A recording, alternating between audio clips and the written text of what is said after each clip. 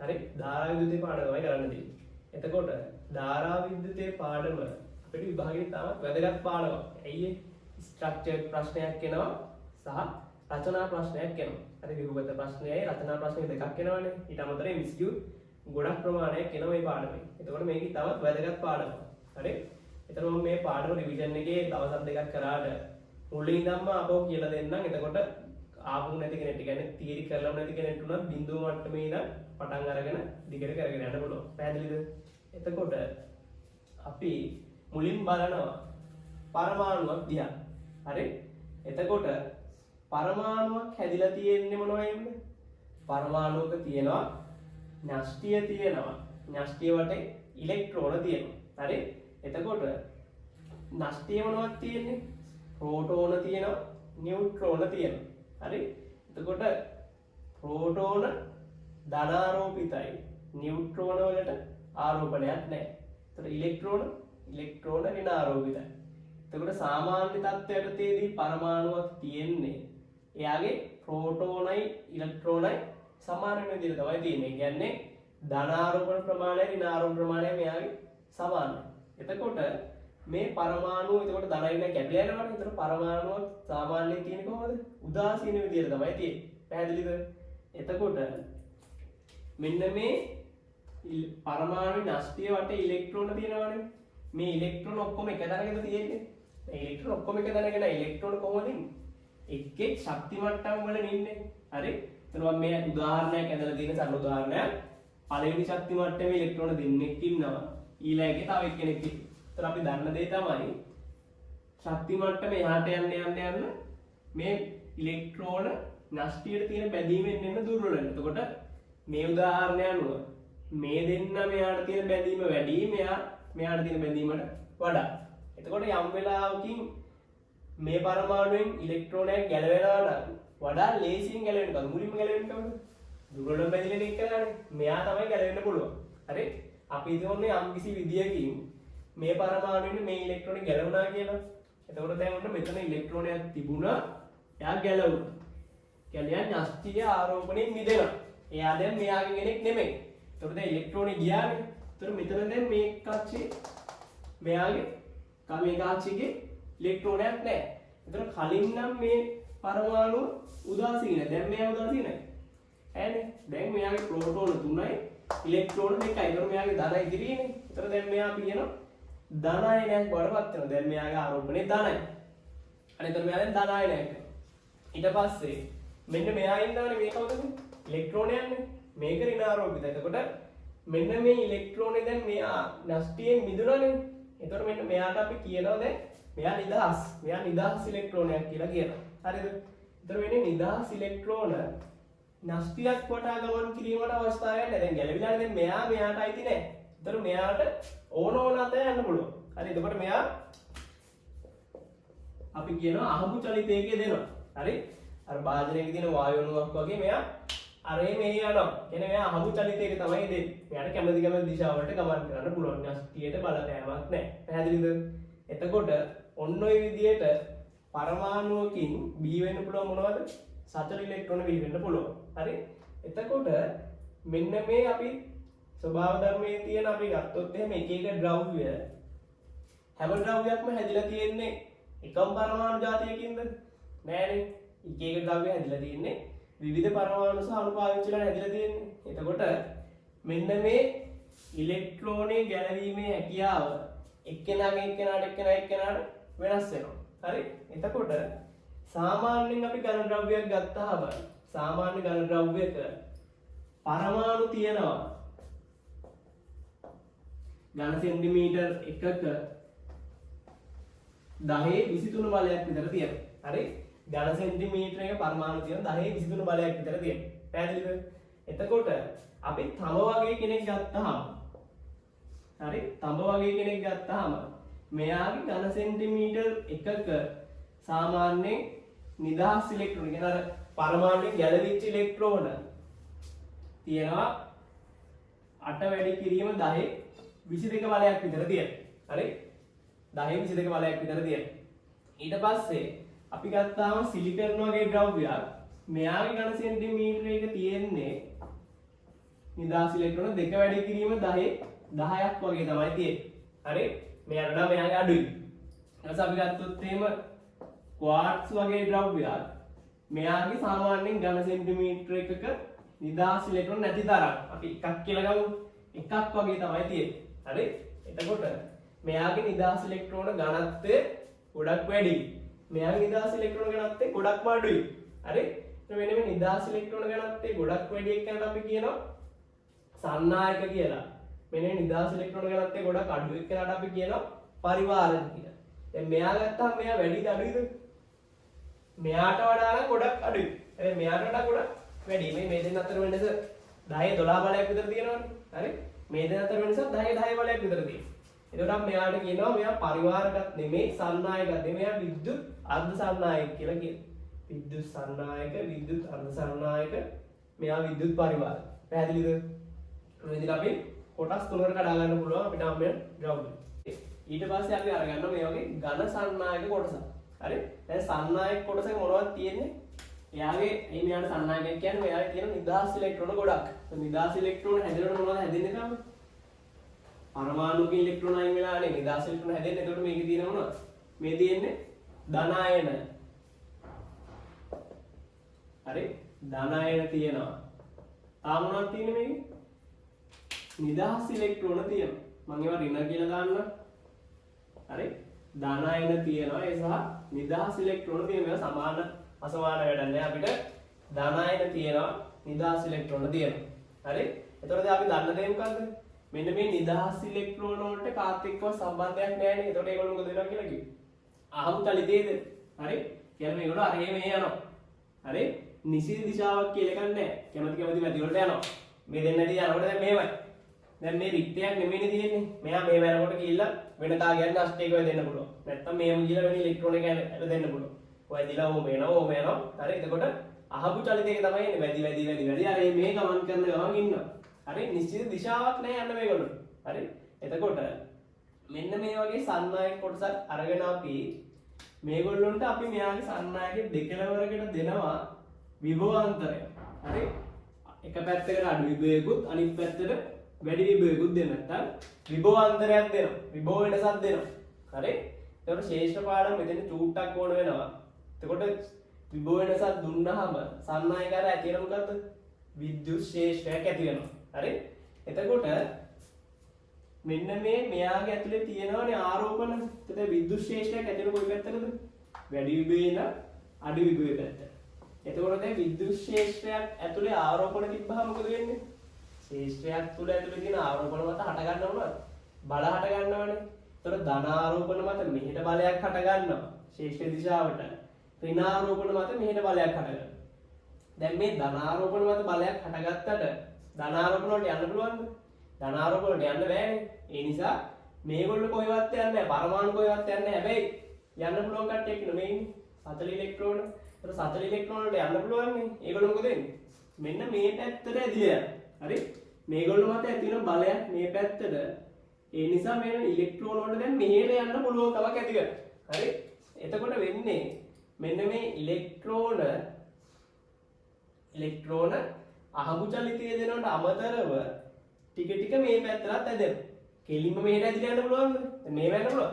අපි සිද්ධ පාඩමේ කතා කරේ ඉලෙක්ට්‍රෝනයක් ශේෂ්ඨයක් ඇතුළේ තිබ්බහම වැඩි විභව අඩු විභව වෙනවා. මේ ඍණ ආරෝපණය මෙයා මේ පැත්තට ඔහොම තොරණ වෙනවනේ. හරි? දැන් මේක එහෙම වෙනවද? මේක එහෙම වෙනවා කියලා අපි හිතන්න බෑ අයියේ. මෙයාට මේ කෙලින්ම යන්න පාරක් තියෙනවා. එහෙම පාරක් නෑ. මෙයා යන්නේ කොහේ අතරේ? මේ ලෝහයක් නේ ලෝහයක් හේතුව ලෝහේ දැලිස අතරින් යන්නේ. එතන මෙයා යන්නේ කොහොමද? යනකොට එක්කෙනෙක් වැද ආයෙත් ඔය හොම යන්නේ. එතකොට මෙයා අහපු චලිතයේ එදෙන ගමන් දැන් මේ පැත්තට ඇත්තටම ඇදිලා යාමක් තමයි වෙන්නේ. මේ බලය නිසා මේක මේ පැත්තට ඇදිලා යාමක් වෙන්නේ. එතකොට අපි කියනවා මෙයා මේ පැත්තට මේක නමක් දෙනවා අපි ප්ලවණය වෙනවා කියලා. එතකොට මෙන්න මේ ඍණ ආරෝපණ අඩු විභවයේ ඉඳන් වැඩි විභවයේ පැත්තට ප්ලවණය වීමක් වෙනකොට අඩු විභවයේ ඉඳන් වැඩි විභවයේ දක්වා ඍණ ආරෝපණ ගලාගෙන යනවා. හරි? එතකොට මෙන්න මේ විභවාන්තරය අපි කාලයත් එක්ක වෙනස් වෙන්නේ නැති විදිහට දිගටම තියාගත්තොත් එහෙම මේ විභවාන්තරයේ තියෙන තාක්කල් මේ පැති නම් මේ පැත්තට මොකද වෙන්නේ? ඉලෙක්ට්‍රෝන ගලාගෙන යනවා. එතකොට මෙන්න මේ කාලයත් එක්ක නොනැවති ආරෝපණ ගලාගෙන යාමකට අපි කියනවා විද්‍යුත් ධාරාවක් කියලා. හරිද? එතකොට අපිට ටක් ගාලා උඩට එනවා. හරි. එහෙනම් සන්නායකයක් කරා ධාරාව තියෙන්නේ කොහෙන්ද කොහෙටද? අඩු විභවයේ ඉඳන් වැඩි විභවයේ. හැබැයි එහෙමද අපි දන්නේ? නෑ එහෙම නෙමෙයිනේ. හරි? අපි මෙන්න මෙහෙම පොඩි දෙයක් කරමු.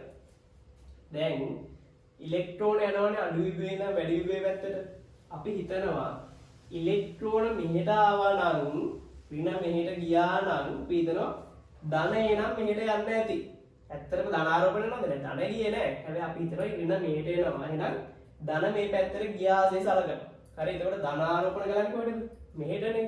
එතන මෙන්න මේ ධනාරෝපණ ගලා ගියාසේ සැලකෙන දිශාව අපිට කියනවා අපි කියනවා ඒකට සම්මත ධාරාවේ දිශාව කියලා. හරි? එතකොට සම්මත ධාරාව කොහෙද තියෙන්නේ? සම්මත ධාරාව කියන්නේ ධනාරෝපණ ගලා ගියේ සැලකෙන දිශාව. ඒක තියෙන්නේ කොහෙද? වැඩි විභවයේ ඉඳන් අඩු විභවයට. පැහැදිලිද?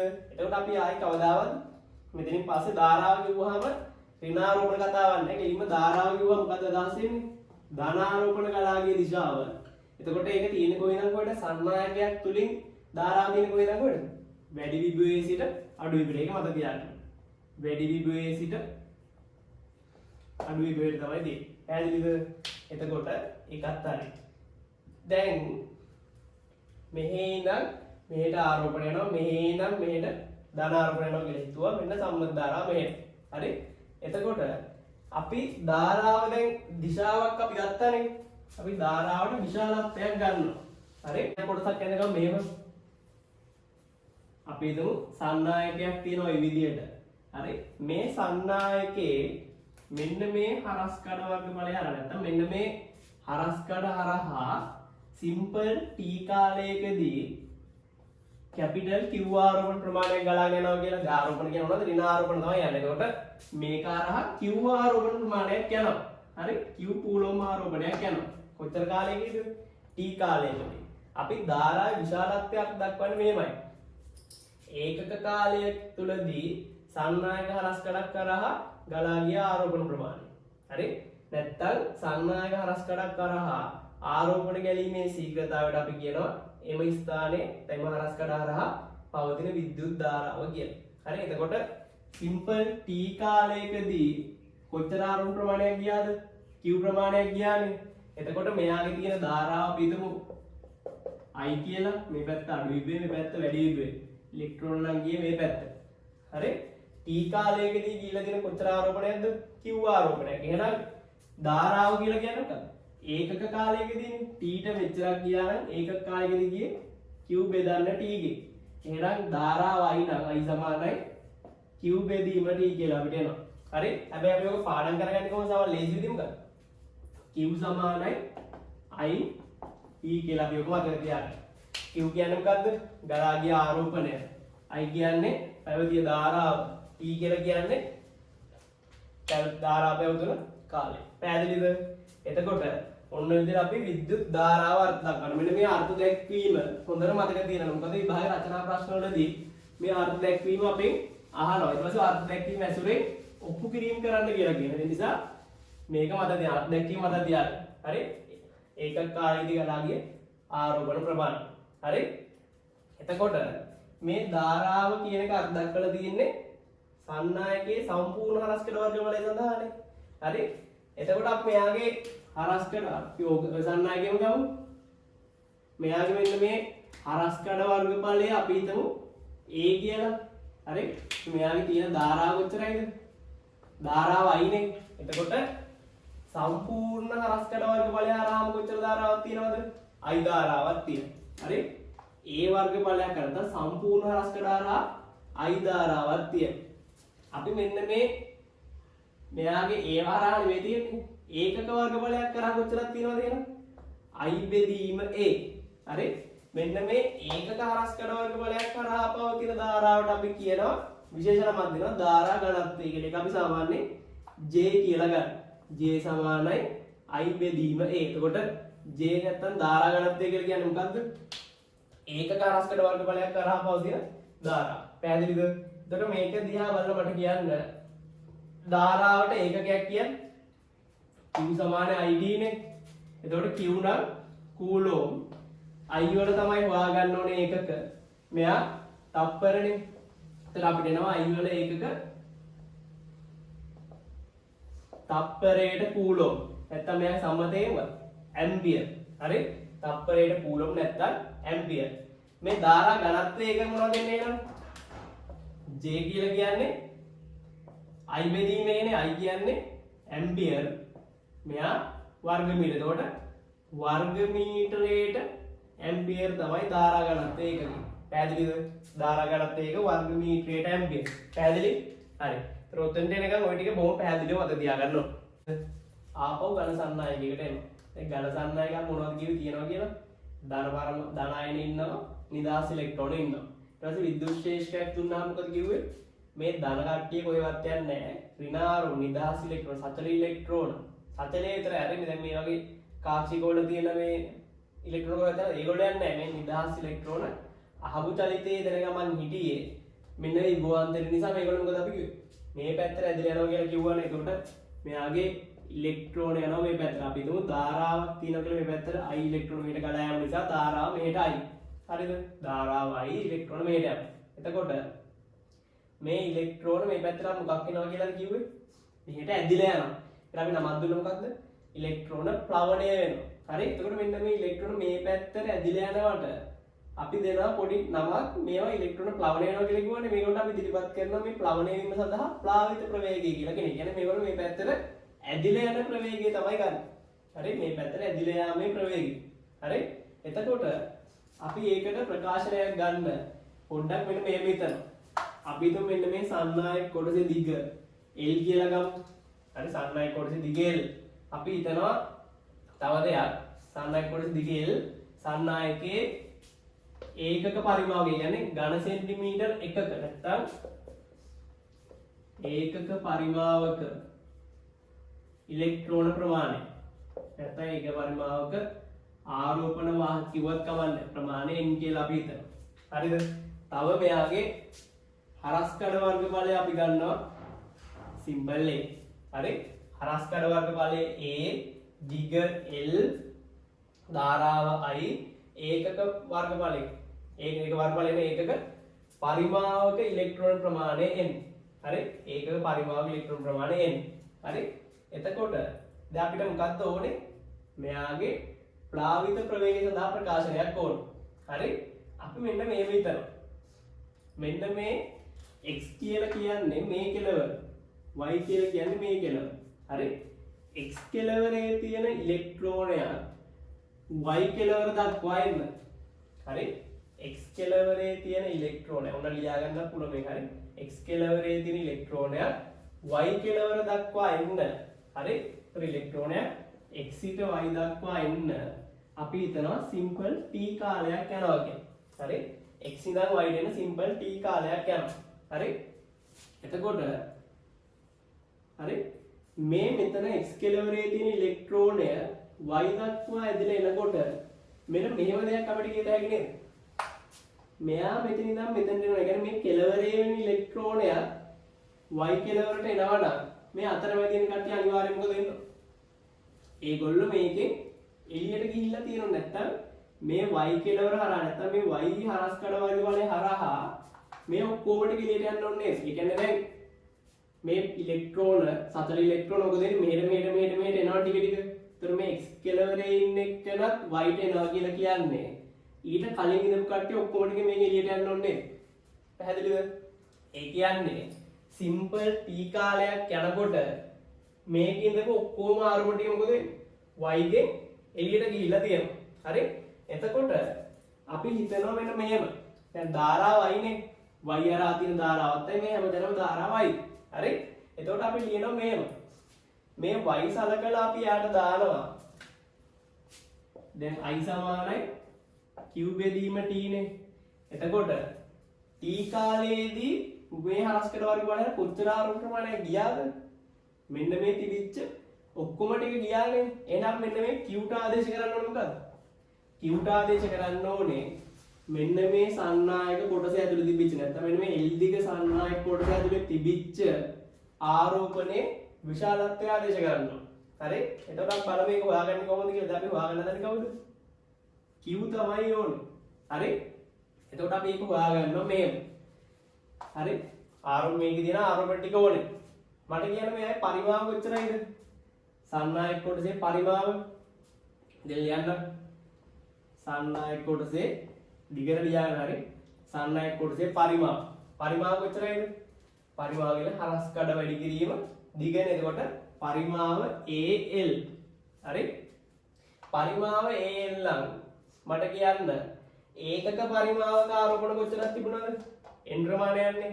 එතකොට ඒකක පරිමාවක මෙච්චරයි නම් AL පරිමාව කොච්චරක් තියෙනවද? ඒ වගේ n ගුණයක් තියෙනවනේ. එහෙනම් පැවති ඉලෙක්ට්‍රෝන ගණන ආරෝපණ වාහක ගණන සමානයි AL වැඩි කරන්න ඕනේ NALN. හරි? එකක n ප්‍රමාණයනේ තියෙන්නේ. එතකොට දැන් මේකේ ඇතුළේ ඉලෙක්ට්‍රෝන කොච්චරක් තියෙනවද? n ප්‍රමාණයක් තියෙනවා. අපි ගන්නවා ඉලෙක්ට්‍රෝනයක ආරෝපණයේ E. හරි? ඉලෙක්ට්‍රෝන එකක ආරෝපණය අපි ගන්නවා E. හරි? ඒකට ඉලෙක්ට්‍රෝනයේ ආරෝපණයේ E නම් මේක ඇතුළේ තිබුණු ආරෝපණ ප්‍රමාණය කීයද? පැවති ආරෝපණ ප්‍රමාණය. එන ආරෝපණයේ විශාලත්වය. හරි? කොච්චරක් දෙන්නේ? ALN වැඩි කිරීම E. එතකොට මෙයාගේ ආරෝපණ තුල දෙන කොච්චරක්ද? ALNE. එතකොට අපේ මුලින්ම ගත්ත තර්කය මොකද්ද?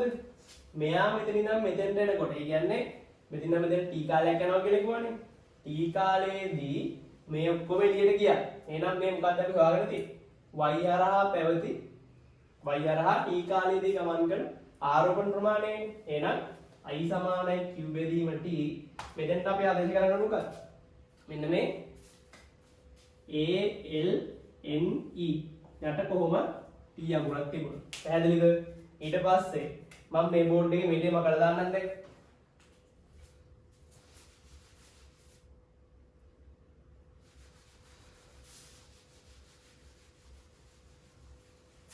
හරිද? එතකොට අපිට එනවා I සමානයි ANE මම පොඩ්ඩක් වෙනම ලියලා L බෙදීම t මම වෙනම ලියලා. හරි? එතකොට L බෙදීම t කියලා කියන්නේ මොකද්ද? L කියලා කියන්නේ මොකද්ද? මේ මගම් ගෑල්ලක් සුට්ටක් ගොනනවා. x y මේ දින්නේ L නේ. එතකොට L කියලා කියන්නේ මොකද්ද? x කෙලවරේ තිබිච්ච ආරෝපණය ප්ලවණය වෙච්ච දුර. ප්ලවණයෙන්ද මෙයා කරපු විස්ථාපනය. t කියලා කියන්නේ මොකද්ද? මෙයාට මෙතන ඉඳන් මෙතෙන්ට එන්න ගත වෙච්ච කාලය. එහෙනම් L බෙදීම t කියලා කියන්නේ මොකක්ද? මෙතන ඉඳන් මෙතෙන්ට ආපු ඉලෙක්ට්‍රෝනේ මොකක්ද? මොන ප්‍රවේගය? ප්ලාවිත ප්‍රවේගය. එහෙනම් L බෙදීම t කියන්නේ මොකක්ද? ප්ලාවිත ප්‍රවේගය. එහෙනම් අපි ප්ලාවිත ප්‍රවේගයට දානවා v කියලා. සමහර පොත්වල සමහර තැන්වල මේක vd කියලා සංකේතවත් කරනවා. හරි? ප්‍රශ්නයක් නෑ. මොකක් හරි මේ v කියන්නේ මොකද්ද? සාමාන්‍යයෙන් අපි යන විභවාන්තරයේ මත තියනකොට මොකද්ද මේ තියෙන්නේ? ප්ලාවිත ප්‍රවේගය.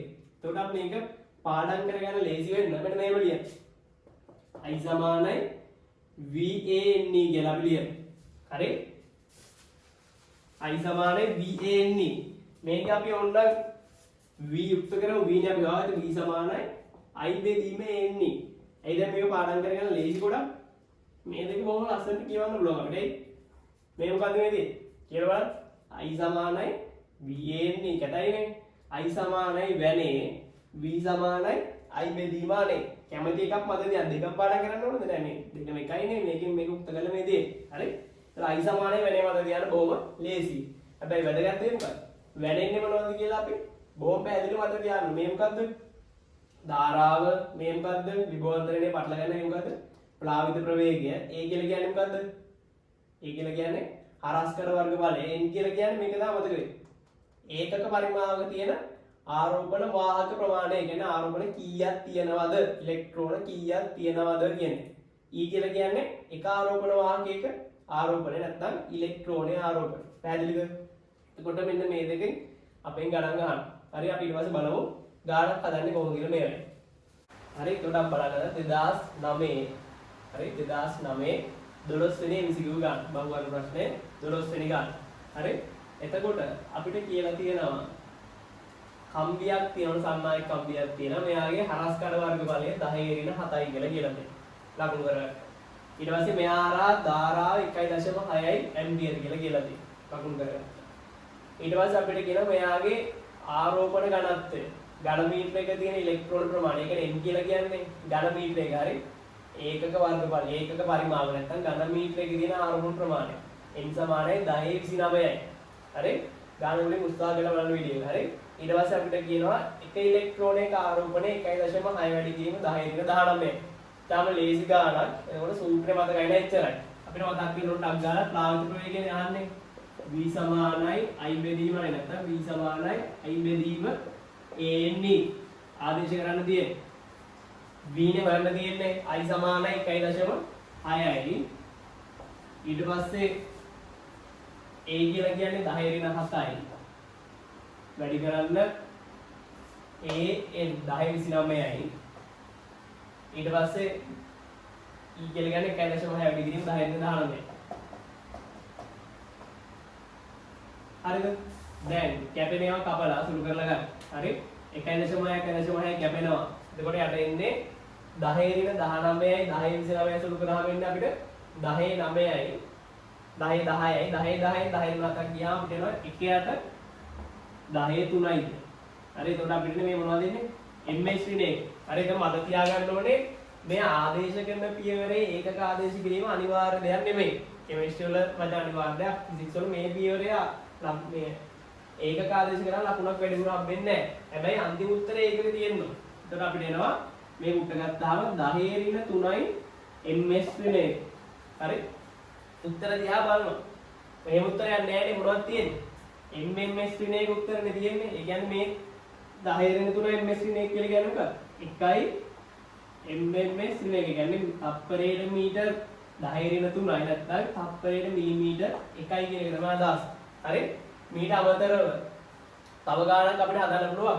2000 මේ රචනා ගාන හදන්න පුළුවන් ධාරා විදුලිය. ඒකට තව පොඩි කොටසක් ඕන ඉස්සරහට තියෙන කොටසකින්. ඒ නිසා අපි ඒ කොටසත් කරාට පස්සේ බලමු. දැනට මෙතන යන ටික බොහොම පැහැදිලිව තේරුම් ගන්න තියාගන්න. මෙතන යනකම් කොටස බලලා තියාගන්න. ඊට පස්සේ ඊළඟ කොටස අපි ඊළඟ වීඩියෝ එකේ බලමු.